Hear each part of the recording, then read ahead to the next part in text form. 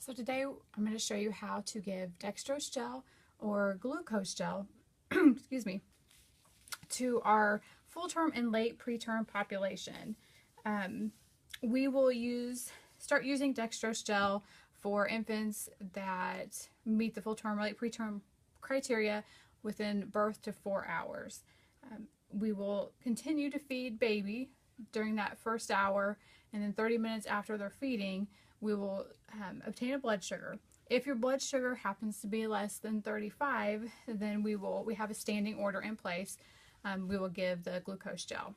So on the standing order, it's a weight-based dose, and that based on your birth weight, it will transfer over into the MAR. So when you have this sugar that's less than 35, you want to go to the AccuDose, pull out your glucose gel, and then draw up the weight listed on the MAR, or the dose listed on the MAR, excuse me. You'll want to get a medication cup, a syringe, oral syringe, some 2x2 gauze, and then of course your gloves. So I'll show you how to pull this up.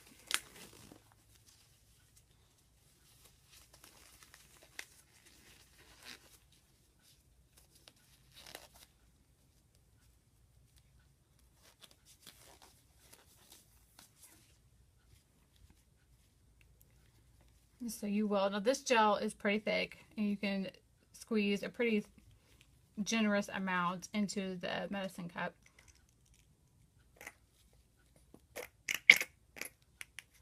And even though these tubes are pretty large, they are a single use only. So if we do have a baby that needs another dose of glucose gel, we will go ahead and grab another tube out of the Pyxis, or out of the AccuDose, excuse me.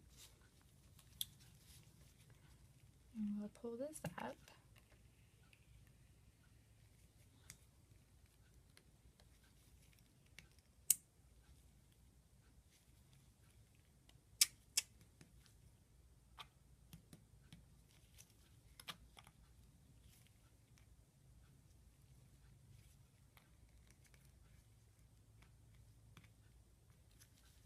And if you notice that you have small bubbles in your syringe, that's okay.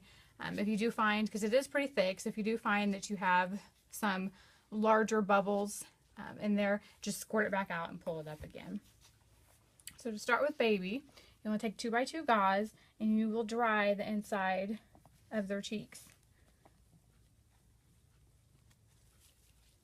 And then you will take about a quarter dose of your medication, squirt that on your gloved finger, and then apply this inside baby's cheek and rub that in. And then you will apply another dose, and I'm just going to pretend here, but you apply another dose and rub that on the inside of baby's other cheek.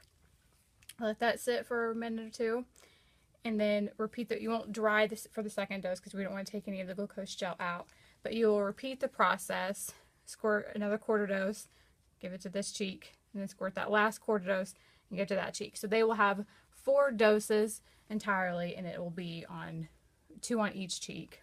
So after that, dispose of your glucose gel tube. We will see if baby is interested in eating again, if it's appropriate and they are queuing. And then after they've had that glucose gel and they've attempted to eat again, we will obtain another blood sugar 60 minutes later. So if we have a blood sugar that is less than 35 with that repeat blood sugar, we will administer a second dose and try to feed infant again. And then we'll send a stat serum, glucose serum down to lab. So if baby responds to the first dose and our sugars are above 35 when we do that repeat glucose, then we'll go to routine screening. So for our LGA and IDM babies, we'll screen them for 12 hours. For our SGA and late preterm infants, we will screen them for 24 hours.